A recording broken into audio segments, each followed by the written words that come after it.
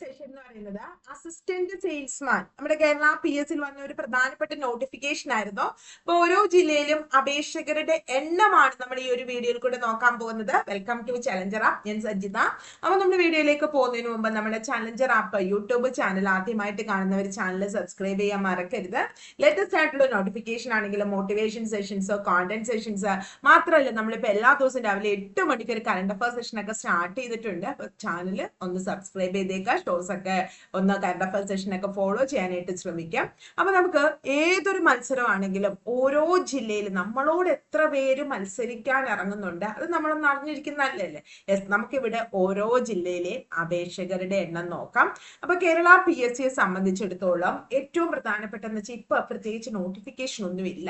ഈ 10th ലെവലിൽ വന്നൊരു നോട്ടിഫിക്കേഷൻ ആയിരുന്നു അസിസ്റ്റന്റ് സെയിൽസ്മാൻ. പിന്നെ ഈ അസിസ്റ്റന്റ് സെയിൽസ്മാൻ ഏറ്റവും വലിയൊരു നെഗറ്റീവ് സൈഡ് നിങ്ങൾക്കും അറിയാം, ഇതിനകത്തിലെ വേക്കൻസികൾ കുറവാണ്. ഡിസ്ട്രിക്ട് വൈസ് ആണ്. അപ്പോൾ ഓരോ ജില്ലയിലും വേക്കൻസികൾ ജില്ല അനുസരിച്ച് വ്യത്യാസപ്പെടും. അപ്പം വേക്കൻസികൾ കൂടുതലുള്ള ജില്ലയിലാണെങ്കിൽ താരതമ്യേന കട്ട് ഓഫും കൂടുതലായിരിക്കും, അപേക്ഷകരുടെ എണ്ണവും കൂടുതലായിരിക്കും. അപ്പൊ നന്നായി പഠിച്ചെങ്കിൽ മാത്രം നമുക്ക് ഈ ഒരു എക്സാം ക്രാക്ക് ചെയ്യാനായിട്ട് പറ്റുള്ളൂ. അപ്പൊ ഈ അപ്ലൈ ചെയ്തിരിക്കുന്ന ഉദ്യോഗാർത്ഥികളിൽ പകുതി പേരും പിന്മാറിയിട്ടുണ്ട്. കാരണം പകുതി പേരും പറയുന്നതാണ്, നമുക്ക് പേഴ്സണലി അറിയാം, മിസ് ഇതിനകത്തിൽ അധികം വേക്കൻസികളൊന്നും ഇല്ല, അതുകൊണ്ട് ഞങ്ങൾ അധികം അങ്ങോട്ട് നോക്കുന്നില്ല. സെക്രട്ടേറിയറ്റ് OAയുടെ പ്രിലിംസിന്റെ ഡേറ്റ് റിസൾട്ട് വരട്ടെ, ചിലപ്പോൾ അത് കിട്ടും, അത് കിട്ടിയില്ലെങ്കിൽ അടുത്തത് VFA വരുമ്പോൾ നോക്കാം, അങ്ങനെ ഒരു കോൺസെപ്റ്റിലാണ് ഇരിക്കുന്നത്. പക്ഷെ ചില ജില്ലകളിലൊക്കെ നിയമനങ്ങൾ നടക്കുന്നുണ്ട്. അപ്പൊ ആദ്യത്തെ ഒരു 50 റാങ്കിലൊക്കെ വന്നു കഴിഞ്ഞാൽ നിങ്ങൾക്ക് ജോലി കിട്ടും. അപ്പൊ നമ്മളത് വേണ്ട എന്ന് വെച്ചിട്ട് നമ്മളിപ്പോ ഇവിടെ നിയമനം നടക്കുന്നില്ല, അതുകൊണ്ട് ഞാൻ ഇത്തിരി അങ്ങോട്ട് ഉഴപ്പുവാ, സെക്രട്ടേറിയറ്റ് OAയുടെ പ്രിലിംസ് കിട്ടുവാണെങ്കിൽ അത് നോക്കാം, അല്ലെങ്കിൽ ഒരു കാര്യം ചെയ്യാം, വില്ലേജ് ഫീൽഡ് വരട്ടെ എന്നൊക്കെ പറഞ്ഞ് നമ്മൾ ഇരുന്ന് ഉഴപ്പി പോകുമ്പോൾ നമ്മുടെ ഒരു വർഷമാണ് പോകുന്നത്. അടുത്തൊരു നോട്ടിഫിക്കേഷൻ വന്നു, ലാസ്റ്റ് ഡേറ്റ് വന്നു, പ്രിലിംസ് ഉണ്ട്, പ്രിലിംസ് ദെൻ മെയിൻസ്, ഇതൊക്കെ കഴിഞ്ഞു വരുമ്പോൾ വീണ്ടും കുറെ ടൈം പോകും. അപ്പൊ നമ്മുടെ മുന്നിൽ ഇപ്പോൾ ഉള്ളത് സെക്രട്ടേറിയറ്റ് OA നിങ്ങൾക്ക് പ്രിലിംസ് കിട്ടിയാൽ നല്ല കാര്യം, അതിന്റെ മെയിൻസിനായിട്ടുള്ള പ്രിപ്പറേഷൻ സ്റ്റാർട്ട് ചെയ്യുക. അതുപോലെ ASM, ഇതൊക്കെ നിങ്ങൾ നല്ല രീതിയിൽ അങ്ങോട്ട് യൂട്ടിലൈസ് ചെയ്യുക. നമ്മൾ വേണമെന്ന് വെച്ച് പഠിച്ചാൽ ഇപ്പൊ എത്ര വേക്കൻസി കുറവാണെങ്കിലും ആദ്യത്തെ ഒരു 50 റാങ്കിൽ എത്തിയാൽ ഉറപ്പായിട്ട് നിങ്ങൾക്ക് ജോലി കിട്ടും. കാരണം സിലബസ് LTCയുടെയും സമാനമായ ഒരു സിലബസ്. കഴിഞ്ഞ പ്രാവശ്യമൊക്കെ ആണെങ്കിൽ അതിനകത്ത് സ്പെഷ്യൽ ടോപ്പിക് ഒക്കെ ഉണ്ടായിരുന്നു. ലാസ്റ്റ് ടൈം കുറെ ഉദ്യോഗാർത്ഥികൾ ബുദ്ധിമുട്ടി, കാരണം കറക്റ്റ് ഒരു ഫോളോ ചെയ്യുന്ന ഒരു ടെക്സ്റ്റ് ബുക്ക് പോലും അവർക്ക് ഇല്ലായിരുന്നു.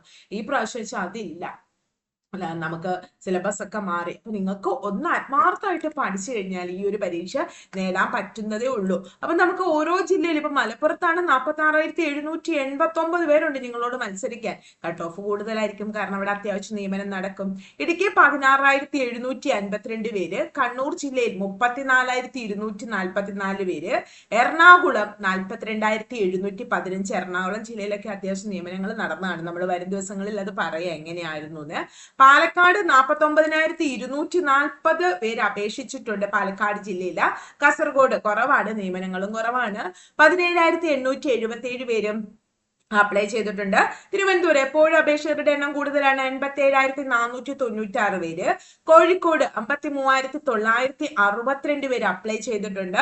പത്തനംതിട്ട 17,846, ആലപ്പുഴ 35,646, കൊല്ലം 51,618, വയനാട് 15,200 പേര്. ഇങ്ങനെയാണ് ഇതിലെ അപ്ലൈ ചെയ്ത ഉദ്യോഗാർത്ഥികളുടെ എണ്ണം. അപ്പൊ നമ്മൾ പറഞ്ഞില്ലേ കട്ട് ഓഫ് കൂടുതലായിരിക്കും വേക്കൻസികളുള്ള ജില്ലയിൽ. അപ്പൊ നമ്മൾ എങ്ങനെ അങ്ങനെയുള്ള ജില്ല, ഫോർ എക്സാമ്പിൾ മലപ്പുറം, അതേപോലെ തന്നെ ട്രിവാൻഡ്രം, കൊല്ലം, എറണാകുളം നിയമനം നടന്നു, അവിടെയൊക്കെ വെച്ച് ഉദ്യോഗാർത്ഥികൾ നിങ്ങൾ നല്ല രീതിയിൽ പ്രിപ്പയർ ചെയ്തെങ്കിൽ മാത്രമേ നമ്മൾ റാങ്ക് ലിസ്റ്റിൽ വരുള്ളൂ.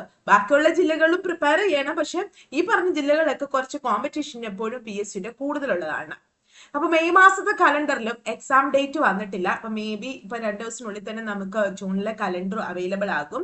അതില് എക്സാം ഡേറ്റ് ഉണ്ടെന്ന് വിചാരിക്കുന്നു, അറിയില്ല. കറക്റ്റ് ആയിട്ടുള്ള ഇത് നമുക്ക് ഉടനെ തന്നെ കലണ്ടർ വരും, 2-3 ദിവസത്തിനുള്ളിൽ കലണ്ടർ വരും, അതിന് നമുക്ക് അറിയാൻ പറ്റും ജൂണില്.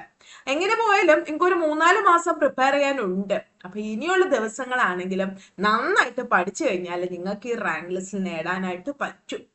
എന്നുവെച്ചാൽ ആദ്യം നമ്മൾ ആ മാത്സ്, ഇംഗ്ലീഷും മലയാളം അത് പക്കെ ആയിട്ട് പഠിക്കുക. കാരണം സിലബസിലുള്ള കാര്യങ്ങൾ മാത്രമേ വരുള്ളൂ, അല്ല സിലബസ് ഔട്ട് ഓഫ് സിലബസ് ഇല്ല അവിടെ. അപ്പൊ ആ സിലബസ് മാത്സ് ഒരു പ്രോബ്ലം പഠിച്ചു 3 ദിവസമെങ്കിലും പിടിക്കും അതൊന്ന് സെറ്റ് ആവാനായിട്ട്. അങ്ങനെ മാത്സ്, ഇംഗ്ലീഷ്, മലയാളം അത് നിങ്ങൾ മാക്സിമം അങ്ങോട്ട് സിലബസ് ഫുള്ളായിട്ട് കംപ്ലീറ്റ് ചെയ്യാനായിട്ട് ശ്രമിക്കുക. മലയാളത്തിലാണെങ്കിൽ പുതിയ പുതിയ പദപരിചയം, അതേപോലെ തന്നെ അർത്ഥങ്ങള്, പകരപദം, അതൊക്കെ ഒരു 5 എണ്ണം. ഇംഗ്ലീഷിലാണെങ്കിൽ അങ്ങനെയുള്ളത് തന്നെ നമുക്ക് തെറ്റുന്നൊക്കെ എഴുതി പഠിക്കുക.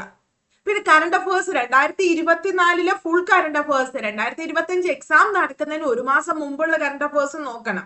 ഇത്രയും ഒരു ഭാഗം കംപ്ലീറ്റ് ആകുമ്പോൾ തന്നെ നമ്മൾ ഒരുവിധ സെറ്റായി. ഇനി GK നിങ്ങൾക്ക് ഒട്ടും പഠിക്കാൻ പറ്റുന്നില്ല, എനിക്ക് അറിയില്ല, നിങ്ങളൊരു കാര്യം ചെയ്യും. LDC കഴിഞ്ഞു പോയ LDC 14 ജില്ലകളുണ്ട്, 14 ക്വസ്റ്റ്യൻ പേപ്പർ ഒന്നും ഇല്ല. പല ജില്ലകളിലും 2 എടുത്ത് ഒരേ സമയമൊക്കെ എക്സാം നടന്നു. അപ്പൊ അത്രയും LDCയുടെ ക്വസ്റ്റ്യൻ പേപ്പറും എടുത്തിട്ട് അതിന്റെ കണക്റ്റഡ് ഫാക്ട്സും പഠിക്കുക.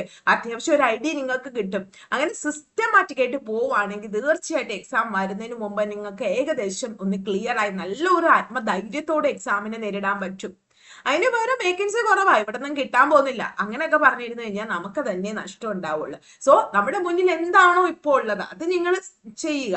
ഇനിയിപ്പം VFAയുടെ നോട്ടിഫിക്കേഷൻ ഡിസംബറിൽ വരുമെന്ന് വിശ്വസിക്കുന്നു. PSC ആണ് തീരുമാനിക്കുന്നത്, വരണം, എക്സാം നടക്കണം, അങ്ങനെ കുറേ ഉണ്ട്. അപ്പൊ നമ്മുടെ മുന്നിലുള്ള നോട്ടിഫിക്കേഷൻ അത് ഏറ്റവും നന്നായിട്ട് നിങ്ങൾ ചെയ്യുക. ചിലവരൊക്കെ പറയുന്നുണ്ട്, ഇപ്പൊ നമ്മൾക്ക് തന്നെ സ്റ്റുഡൻസ് വരാനുണ്ട്, മിസ് ESM ഒന്നും കിട്ടില്ല എന്ന ആളുകളൊക്കെ പറയുന്നത്. അങ്ങനെയൊന്നും ഇല്ല, നിങ്ങൾ നന്നായി പഠിക്കുകയാണെങ്കിൽ തീർച്ചയായിട്ടും നിങ്ങൾക്ക് കിട്ടും. അപ്പൊ ഇനിയും വൈകിട്ടില്ല, പഠനം തുടങ്ങിയില്ലെങ്കിൽ തുടങ്ങിക്കോളൂ. ഇപ്പൊ തൃശ്ശൂർ 34,174 കോട്ടയം 23,715 പേരും അപ്ലൈ ചെയ്തിട്ടുണ്ട്. അപ്പൊ ഇനിയും നിങ്ങൾ തുടങ്ങിയില്ലെങ്കിൽ ധൈര്യമായിട്ട് തുടങ്ങാം. നമ്മുടെ ചലഞ്ചർ ആപ്പ് പുതിയൊരു അസിസ്റ്റന്റ് സെയിൽസ്മാന്റെ പുതിയൊരു ബാച്ച് ഈ തിങ്കളാഴ്ച, അതായത് മാർച്ച് 24 സ്റ്റാർട്ട് ചെയ്യാണ്. അപ്പൊ നമ്മുടെ ക്ലാസ്സിന്റെ പ്രത്യേകത, സിലബസ് പൂർണ്ണമായിട്ടും സിലബസിൽ എന്തുണ്ടോ അതെല്ലാം നമ്മൾ റെക്കോർഡ് ചെയ്ത് വെച്ചിട്ട് ഡെയിലി അതിന്റെ ഡൗട്ട് ക്ലിയറിംഗ് ആയിട്ടുള്ള ലൈവ് ക്ലാസ്സുകളുണ്ട്. നിങ്ങൾക്ക് നോട്ട്സ് ഒക്കെ നമ്മൾ തരും. SCRT മാറി SCRT ബുക്ക്, ഇമ്പോർട്ടന്റ് NCRT അതിന്റെ ക്ലാസ്സുകളുണ്ട്, ക്വസ്റ്റ്യൻസ് ഉണ്ട്, ടോപ്പിക് വൈസ് എക്സാം ഉണ്ട്, ഡെയിലി മോക്ക് എക്സാമും ഉണ്ട്. അപ്പൊ ഈ കോഴ്സ് ഇത്രയും ഇതുമായിട്ട്, അതായത് നിങ്ങൾ വ്യക്തമായിട്ട് പഠിക്കാൻ തയ്യാറാണെങ്കിൽ നിങ്ങൾക്ക് ഈ എക്സാം ക്രാക്ക് ചെയ്യാനായിട്ടുള്ള എല്ലാം തന്നെ ഈ ഒരു ബാച്ചിലുണ്ട്. ആ പർച്ചേസ് ചെയ്യാൻ താല്പര്യമുള്ളവർ സജിത 1999 എന്നൊരു കോഡ് ഉപയോഗിക്കുക. അപ്പൊ നമ്മുടെ ഫീ എന്ന് പറയുന്നത് വളരെ ചെറിയൊരു ഫീയേ ഉള്ളൂ. നമുക്ക് ഒരു 1999 രൂപ മാത്രമേ ഉള്ളൂ ഫീ. അപ്പൊ നമ്മുടെ സൈറ്റ് www.challengerup.in എന്ന സൈറ്റിലേക്കാണ് നിങ്ങൾ പോകേണ്ടത്. അവിടെ ചെല്ലുമ്പോൾ നമ്മുടെ കോഴ്സുകളൊക്കെ നിങ്ങൾക്ക് കാണാം. അവിടെ അസിസ്റ്റന്റ് സെയിൽസ്മാന്റെ ബാച്ച് നമുക്ക് അവൈലബിൾ ആയിട്ടുണ്ട്. അസിസ്റ്റന്റ് സെയിൽസ്മാൻ ഈ ബാച്ച് നമുക്ക് ഈ മാസം മാർച്ച് 24 അതായത് കമ്മിങ് മൺഡേ ആരംഭിക്കുക. നല്ലൊരു പ്രിപ്പറേഷൻ ആയിട്ട് നിങ്ങൾക്ക് പോകാം. ഇവിടെ എല്ലാ ക്ലാസ്സുകളും റെക്കോർഡ്, ഡെയിലി അതിന്റെ ലൈവ് ക്ലാസ്സുകളുണ്ട്. ബൈ നൗ കൊടുക്കുക, അവിടെ ഡിസ്കൗണ്ട് കോഡ് സജിത 1999 എന്ന ഡിസ്കൗണ്ട് കോഡ് അപ്ലൈ ചെയ്യുക. യെസ്, 1999 രൂപയുള്ളൂ കോഴ്സ് ഫീ. ഡീറ്റെയിൽസിൽ പേരും ഫോൺ നമ്പറും 3ാമത്തെ പേയ്മെന്റും കൊടുത്ത് നിങ്ങൾക്ക് കോഴ്സ് പർച്ചേസ് ചെയ്യാം. അതല്ലെങ്കിൽ ഇതിന്റെ ഡിസ്ക്രിപ്ഷനിലും ഞാൻ നമ്മുടെ ഈ ഒരു വെബ്സൈറ്റിന്റെ ഡീറ്റെയിൽസ് ആണ് കൊടുക്കുന്നത്. ഇതിൽ കൂടെ കയറിയാലും നിങ്ങൾക്ക് നമ്മുടെ കോഴ്സ് പർച്ചേസ് ചെയ്യാൻ പറ്റും. സോ താല്പര്യമുള്ളവർ പർച്ചേസ് ചെയ്യുക. ഇനി ഞാൻ സ്വന്തമായിട്ട് പഠിച്ചോളൂ, എപ്പോഴും നമുക്കൊരു കോഴ്സ് പർച്ചേസ് ചെയ്യുന്നതല്ല. കാരണം ഇത്രയും സിലബസിലുള്ള എല്ലാ കാര്യങ്ങളും നമ്മൾ കവർ ചെയ്തിട്ടുണ്ടോ, എല്ലാത്തിന്റെയും നോട്ട്സ് ഇതൊക്കെ നമുക്ക് ഇവിടെ അവൈലബിൾ ആണ്. പിന്നെ ഡെയിലിയുള്ള ലൈവിൽ കയറുമ്പോൾ അധ്യാപകരോട് നിങ്ങൾക്ക് നിങ്ങളുടെ ഡൗട്ടുകളും ഒക്കെ ചോദിക്കാൻ പറ്റും. നമ്മുടെ ഒരു ടീം തന്നെ എല്ലാ സപ്പോർട്ടുമായിട്ട് നിങ്ങൾക്കുണ്ട്. മോക്ക് ടെസ്റ്റുകളുണ്ട്, എക്സാംസ് ഉണ്ട്. അപ്പൊ മോക്ക് ടെസ്റ്റ് നിങ്ങൾ ഡൗട്ട് മോക്കൊക്കെ കഴിഞ്ഞ് മാർക്കൊക്കെ കുറയുവാണെങ്കിൽ നല്ലൊരു എനർജി തരാനായിട്ട് ഒരു സൂപ്പർ ടീമും നിങ്ങളോടൊപ്പം ഉണ്ട്. അപ്പൊ മാർച്ച് 24 നമ്മുടെ ബാച്ച് സ്റ്റാർട്ട് ചെയ്തത്. ഇതുവരെ പഠിച്ചു തുടങ്ങിയിട്ടില്ല, പക്ഷെ കുറച്ചൊക്കെ ബേസ് ഒക്കെ ഉള്ളവരാണെങ്കിൽ ധൈര്യമായിട്ട് ജോയിൻ ചെയ്തോ. തീർച്ചയായിട്ടും നിങ്ങൾ നന്നായി പഠിക്കുകയാണെങ്കിൽ നിങ്ങൾക്ക് ആദ്യ റാങ്കുകളിൽ എത്താനായിട്ട് പറ്റും. വീഡിയോ ഇഷ്ടമെങ്കിൽ ലൈക്ക് ചെയ്യണം, ഷെയർ ചെയ്യണം. അതുപോലെ നമ്മുടെ ചാനൽ ആദ്യമായിട്ട് കാണുന്നവർ സബ്സ്ക്രൈബ് ചെയ്യണം. പിന്നെ ഈ ഒരു കോഴ്സിന്റെ അല്ലെങ്കിൽ നമ്മുടെ വെബ്സൈറ്റ് ഡീറ്റെയിൽസ് ഞാൻ കമന്റ് ആയിട്ട് പിൻ ചെയ്തേക്കാം. നിങ്ങൾക്ക് അങ്ങനെ കയറിയും പർച്ചേസ് ചെയ്യാം. പർച്ചേസ് ചെയ്യുന്ന സമയത്ത് സജിത 1999 എന്ന കോഡ് ഉപയോഗിക്കാം. 1999 രൂപയാണ് നമ്മുടെ കോഴ്സിന്റെ പ്രൈസ് എന്ന് പറയുന്നത്. എക്സാം വരെ നിങ്ങൾക്ക് വാലിഡ് ആയിരിക്കും ഈ ഒരു course. Thank you all. Channel subscribe ചെയ്തിട്ടില്ലാത്തവർ സബ്സ്ക്രൈബ് ചെയ്യണം. നമുക്ക് വീണ്ടും വേറൊരു വീഡിയോ ആയിട്ട് കാണാം.